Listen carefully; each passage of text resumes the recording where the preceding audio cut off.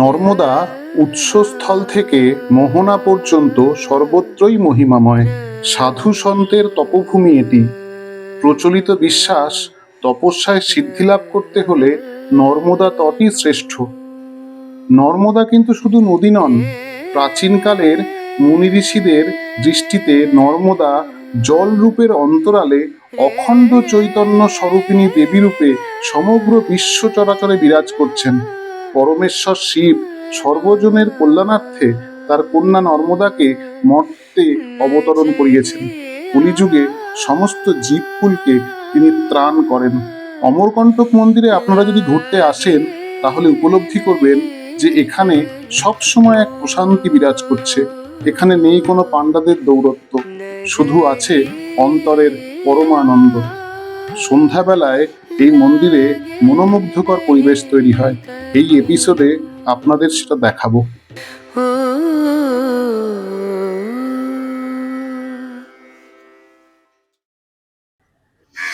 ভারতবর্ষে শুধু নর্মদা নদীরই কিন্তু পরিক্রমা হয়, আর কোনো নদীর পরিক্রমা হয় না। ভারতবর্ষে অনেক পবিত্র নদী আছে, যেমন আমরা জানি গঙ্গাও খুব পবিত্র নদী, কিন্তু গঙ্গায় কিন্তু পরিক্রমা হয় না। একমাত্র নর্মদা নদীর পরিক্রমা হয়। বিভিন্ন জায়গা থেকে তীর্থযাত্রীরা আসেন, এখানে পরিক্রমা করেন। আমাদের বাঙালি এক লেখক আছেন, শৈলেন্দ্র নারায়ণ ঘোষাল শাস্ত্রী মহাশয়। তিনি তপভূমি নর্মদা বলে একটি বই লিখেছিলেন। তো সেখানে তিনি এই পরিক্রমা নিয়ে ডিটেলসে তার বর্ণনা আছে। তিনি এখানে এসেছিলেন 1950-এর দশকে। তো তখন এখানে কোনো যাতায়াতের রাস্তা ছিল না। এখন যেমন আমরা সহজেই গাড়িতে করে চলে আসতে পারি, তখন কিন্তু কোনো রাস্তাঘাট ছিল না। তিনি কিন্তু জঙ্গল থেকে এসেছিলেন। তখন যারা পরিক্রমা করতে আসতেন সবারই খুব কঠিন পথ ছিল, কেন তখন কোনো আলাদা করে কোনো রাস্তা হয়নি। এই জঙ্গল দিয়ে তারা পায়ে হেঁটে আসতেন। ফলে এখনকার মতো অত ইজি ছিল না, খুবই কঠিন ছিল সেই যাত্রা। এবং সাতপুরা পর্বতের কোলে শত শত জাগ্রত শিবতীর্থ আছে। আর এই অমরকণ্টক আধ্যাত্মিকভাবে খুবই শক্তিশালী একটি জায়গা। নর্মদা তটে অনেক উচ্চকোটির যোগী মহাত্মারা সূক্ষ্ম শরীরে বিরাজ করেন। এমনটা বলা হয় যে তারা এত বেশি সংখ্যায় থাকেন যে তাদের কমণ্ডলু একে অপরের সঙ্গে স্পর্শ করে যায়। নর্মদা কেন নদীরূপ নিলেন, চমৎকার এক কাহিনী আছে। কুমারী নর্মদার অপরূপ সৌন্দর্যে দেবতারা চঞ্চল হলেন, পতঙ্গের মতো ছুটে এলেন তার কাছে। অনেক আবেদন নিবেদন করলেন মর্তচারিণী কন্যাকে, কিন্তু নর্মদা টললেন না। মহাদেব যেন পরীক্ষা নিচ্ছেন তার কন্যার। প্রেম প্রার্থনা যখন বিফল হলো, তখন দেবতারা স্থির করলেন শক্তির দ্বারা জয় করবেন কুমারীকে। দেবতাদের দুরভিসন্ধি বুঝতে পেরে নদী রূপ ধারণ করেন নর্মদা। পর্বত গাত্রের ফাঁকে ফাঁকে ছুটে চলেন। শেষ পর্যন্ত কুমারীর শক্তির কাছে পরাজয় স্বীকার করেন দেবতারা। বরাহ মিহিরের বৃহৎ সংহিতায় বলা হয়েছে যে স্বামী স্ত্রী যদি একসঙ্গে তীর্থভ্রমণ করে তাহলে পরিবারে সমৃদ্ধি এবং সৌভাগ্য আসে। সন্ধ্যায় নর্মদা মন্দিরের পরিবেশটাই অন্যরকম হয়ে যায়। সন্ধ্যা আরতির সময় বিভিন্ন বৈদিক মন্ত্র উচ্চারণের মাধ্যমে মায়ের আরতি করা হয়। এটা চাক্ষুষ দর্শন করলে অন্তরাত্মাকে নাড়া দিয়ে দেয়। ভক্তরা করতালির মধ্যে দিয়ে মায়ের বন্দনা করেন। ব্যাকরণগত দিক থেকে নর্মদা শব্দের অর্থ হলো নর্মং কল্যাণং দদাতি ইতি নর্মদা, অর্থাৎ যিনি সকলের কল্যাণকারী ও সুখদাত্রী তিনিই নর্মদা। নর্ম শব্দের অর্থ নম্র বা প্রসন্নতা এবং দা শব্দের অর্থ দাতা, তাই যিনি প্রসন্নতা দান করেন তিনিই নর্মদা। মন্দিরের বাইরে আপনারা পুজোর সমস্ত রকম উপকরণ পেয়ে যাবেন। এখানে দেখতে পাচ্ছেন মহিলারা তাদের ফুলের ডালি সাজিয়ে বসে আছে। ভক্তরা এসে সেই ফুল কিনে মাকে উৎসর্গ করেন। এখানে হরেক রকম পুজোর ডালাও আপনারা পেয়ে যাবেন। এই যে আপনাদের সামনে দেখতে পাচ্ছেন, এখানে নর্মদা মন্দিরের মেন উদ্গম, এখান থেকে নর্মদা নদীর সৃষ্টি। আচ্ছা, এখানে সন্ধ্যে 7টার পরে আরতি হয়, 40 থেকে 45 মিনিট আরতি হয়, চমৎকার আরতি হয়, অপূর্ব একটা নৈসর্গিক পরিবেশ তৈরি হয়। তো এখানে যখন আরতি শেষ হয়, এই উদ্গমের যখন আরতি শেষ হয়, সেটা শেষ হওয়ার পরে মূল মন্দিরে, এইখানে দেখছেন এই যে মূল মন্দির, এই মূল মন্দিরের আরতি তারপরে শুরু হয়। ওখানেও 8টার পরে শুরু হয়ে মন্দিরের আরতি 40-45 মিনিট অনেকটা হয়, সেটাও অপূর্ব। এ না কেউ সামনে এসে চাক্ষুষ না দেখলে কাউকে বোঝানো সম্ভব না যে ভেতরকার পরিবেশ কিরকম হয়ে ওঠে। আরতির সময় এইভাবে নর্মদা কুণ্ডে মায়ের মূর্তির সামনে প্রদীপ জ্বালানো হয়। মন্দিরের পুরোহিতরা মন্ত্রোচ্চারণ এবং সুমধুর ভজনের মাধ্যমে আরতি সম্পন্ন করে। ভক্তরাও মূল্য দিয়ে এই আরতিতে অংশগ্রহণ করতে পারেন। মায়ের চরণে বিশাল প্রদীপ দিয়ে আরতি ঘোরানো হয়। কুণ্ডের শান্ত জলের উপর প্রদীপের আলো ও ধূপের সুবাস এক ঐশ্বরিক আবহ তৈরি করে। ভক্তরা মন্ত্রমুগ্ধ হয়ে আরতি দর্শন করেন।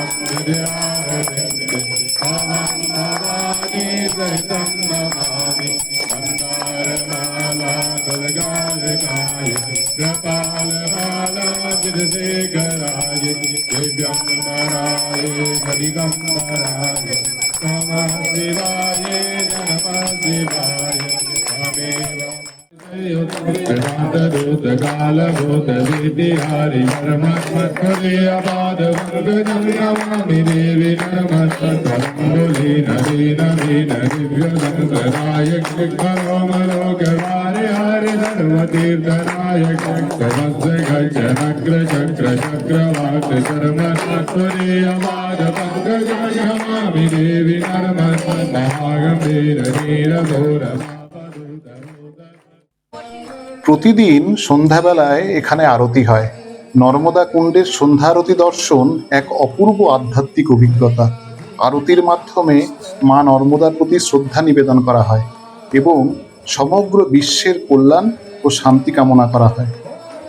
তবে গর্ভগৃহের আরতির কোনো ভিডিও শ্যুট করতে দেয়া হয় না। গর্ভগৃহের আরতি আপনার মনকে সমস্ত জাগতিক চিন্তা থেকে মুক্ত করে এক নিবিড় আধ্যাত্মিক সংযোগ স্থাপন করে।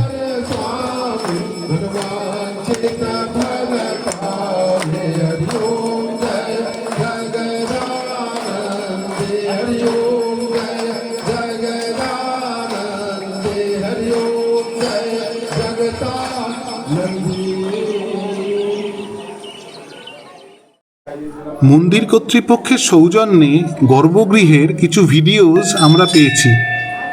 আমাদের চ্যানেলের মাধ্যমে আপনারাও নর্মদা মায়ের ও আদিযোগী ভগবান শিবের দর্শন করুন।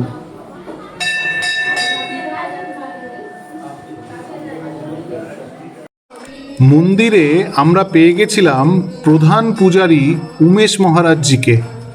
আসুন ওনার মুখ থেকেই আমরা শুনি মা নর্মদার মাহাত্ম্য।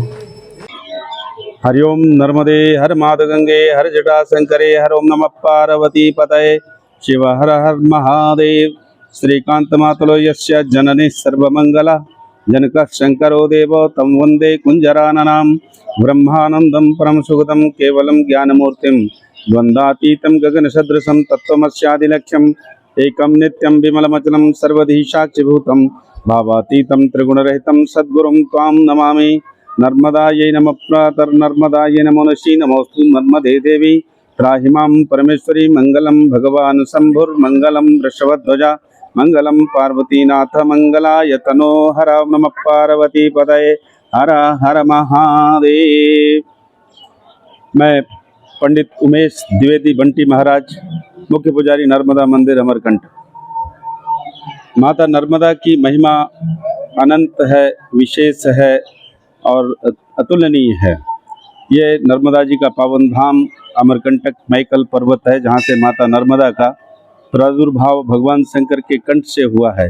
इसीलिए इस तीर्थ का नाम अमरकंटक है और भगवान का नाम जो है अमरकंठ है। ये पावन धाम अत्यंत आध्यात्मिक, पुण्यशाली और पाप मोचनी सरिता माता नर्मदा का जन्मस्थली है, जिसे अमरकंटक धाम बोलते हैं। भगवान शंकर 84,000 वर्ष तक यहाँ तप करे। तप के फल के रूप में माता नर्मदा एक बिंदु के रूप में जो है अवतरित हुई और जगत को तारने के लिए सिंधु में समाई। माता नर्मदा त्रिविशारस्वतम त्वयं सप्ताहे नतु यामुनम सद्यः पुनातु गांगेयम दर्शनात् बारी नार्मदम। 3 दिन सरस्वती, 7 दिन यमुना, 1 दिन गंगा में स्नान करने का जो पुण्य फल मिलता है वो माता नर्मदा के जल के दर्शन मात्र से प्राप्त हो जाता है। नर्मदा तब सरिता श्रेष्ठा युगानाम कलौ युगे। कलयुग की सर्वश्रेष्ठ सरिता है। इसको भगवान आदि जगत गुरु शंकराचार्य जी ने प्रमाणित किया है कि नर्मदा तब सरिता श्रेष्ठा युगानाम कलौ युगे। कलयुग के सबसे ज़्यादा पाप मोचनी और पुण्य प्रदायनी मोक्ष प्रदायनी माता नर्मदा का जन्म भगवान शंकर के कंठ से हुआ। इसलिए भगवान शंकर के कृपा से, भगवान नारायण की कृपा से भगवान शंकर का नाम यहाँ अमरकंठ पड़ा है। यह पावन धाम आदि जगत गुरु शंकराचार्य स्वामी जी अपने गुरु गोविंदपाद वल्लभाचार्य के साथ यहाँ पर आए थे। उन्होंने 60 दिन की तंत्र दीक्षा प्राप्त करके नर्मदा जी की अनंत गुना महिमा का वर्णन किया और उन्होंने इस तीर्थ का निर्माण महाराजा धुंधमार के वंशजों के द्वारा निर्मित किया गया 1000 वर्ष पहले।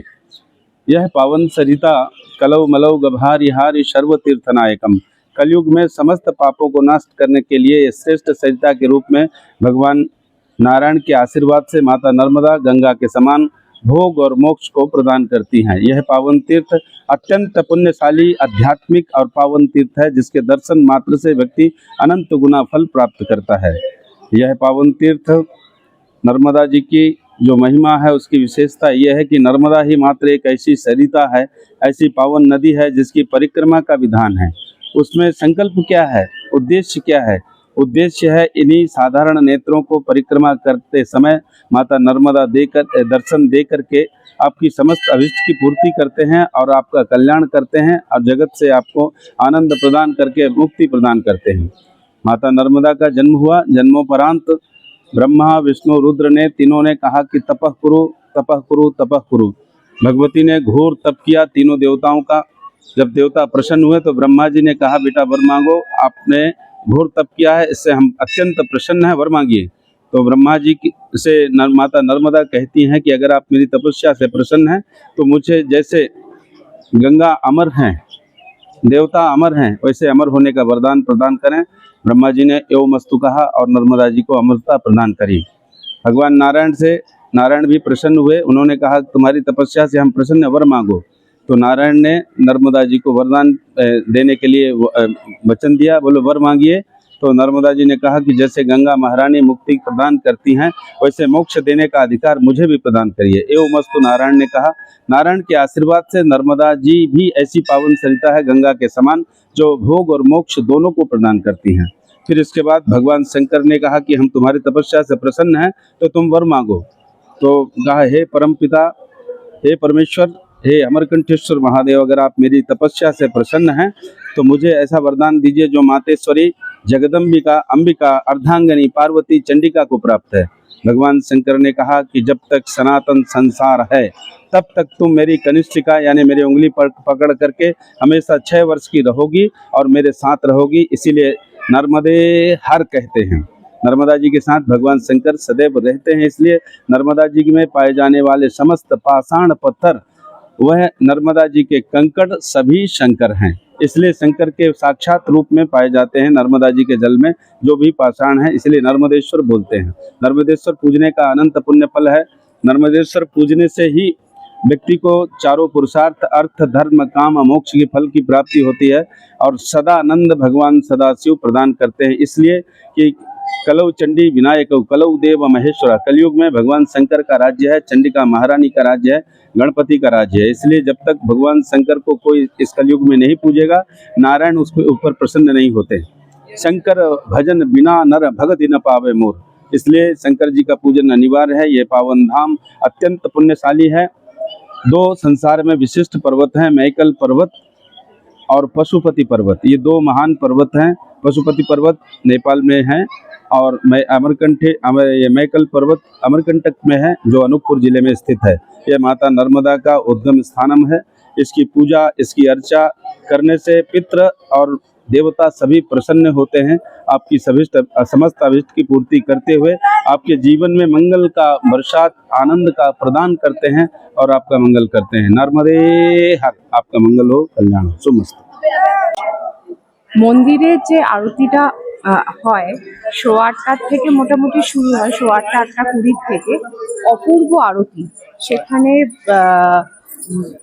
মা নর্মদা এবং ভোলেনাথ দুজন সামনাসামনি, বাবা আর মেয়ে কন্যা রয়েছেন, যাদের মূর্তি রয়েছেন। সামনে কাউকে দাঁড়াতে দেয় না, একদিকে নারী একদিকে পুরুষ, এভাবে ওরা ডিভাইড করে দাঁড় করায়। অপূর্ব একটা নৈসর্গিক পরিবেশ তৈরি হয় মন্দিরের মধ্যে।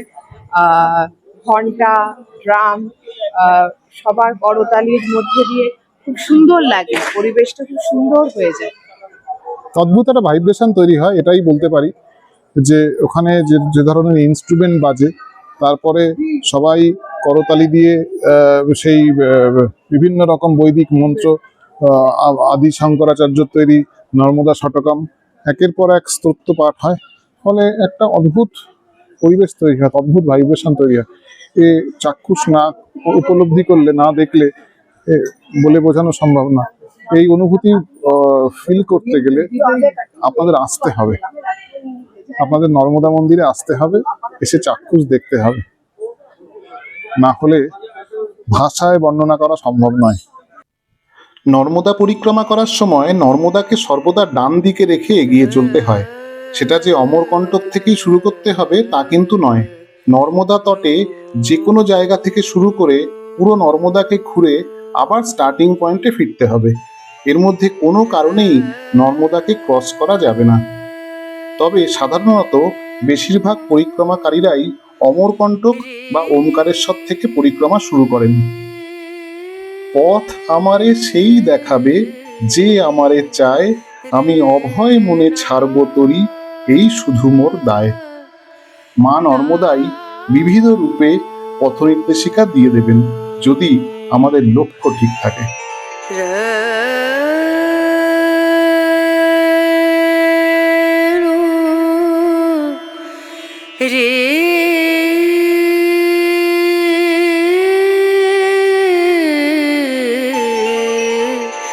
রে না